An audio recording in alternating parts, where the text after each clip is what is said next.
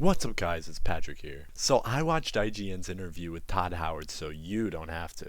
So I'm going to break this video down into 6 parts. First, the landscape.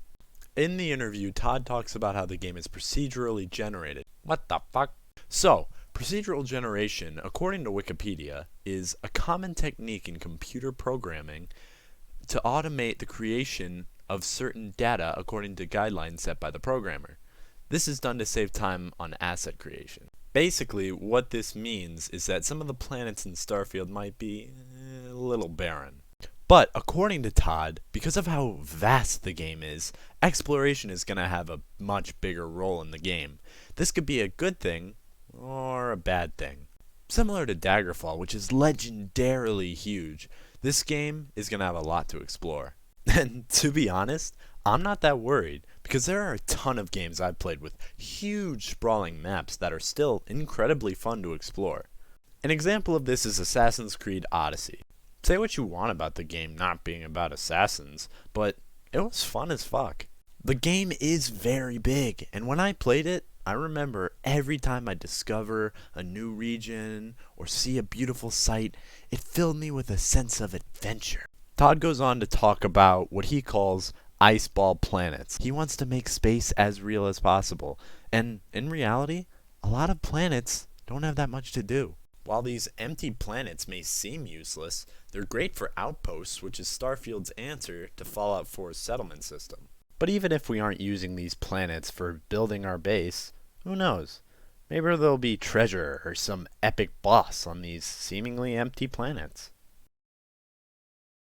Todd states that combat is one of the first things he and the team look to improve when creating the game. One of the newest mechanics added to the combat was dogfighting. Vehicles are a relatively new thing to Bethesda, as their previous RPGs haven't really had any vehicles in their game.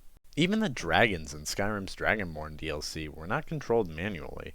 Fucking shit, fucking hate this piece of shit, fucking piece of fuck. But it seems like that's all about to change with the addition of being able to fly your spaceship. Todd said the dogfights are going to have a slower pace, and he compared it to a game called Mech Warriors? Hold on, let me look this up. Okay. You can also dock and steal ships, which is very exciting for me, as it could make role-playing much more fleshed out. You could play a space pirate who steals ships and their resources for gold. Or space gold? Anyways, Todd said there's more footage coming soon, so we'll see where the combat goes. I know, I don't think it looks that good either. But hey, Bethesda's never been known for their graphics, alright?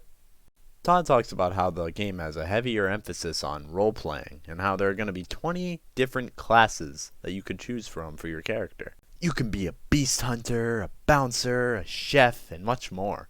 Similar to the class system in Oblivion, each background will give you a certain starting skill tailored to that background.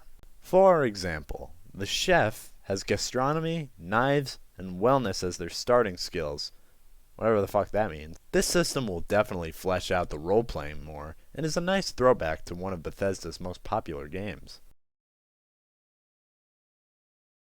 Todd is then asked if the game will feature handcrafted moments. What the hell is a handcrafted moment? Remember when you first walked out of Helgen in Skyrim, or when you first exited the vault in Fallout 4, and as you stare at the vast world that Bethesda has created, you really feel ready for adventure. Yeah, well, that's what a handcrafted moment is. So, just like in the previous 2 titles, it seems like we're getting an intro sequence.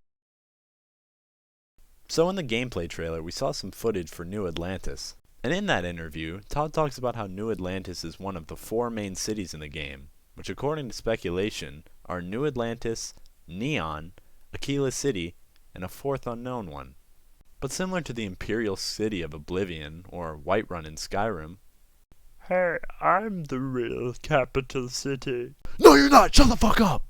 New Atlantis is said to be the capital city of the game, and home to a large amount of quests, as well as the headquarters of the Constellation faction, which according to Todd is like NASA meets Indiana Jones meets the League of Extraordinary Gentlemen.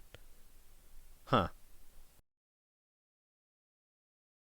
So in the interview, Todd is asked how long the main quest is, and he says he estimates that the main quest is about 20% longer than the typical Bethesda main quest line. And hey, longer isn't always better. Just look at the previous games. Looking at you, Skyrim and Fallout 4, your main quest sucked!